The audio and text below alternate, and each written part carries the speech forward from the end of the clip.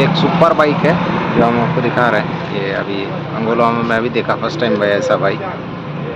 आप देखे हो तो बताइएगा कहाँ देखे हैं। ये एक होंडा कंपनी का है सुपर बाइक।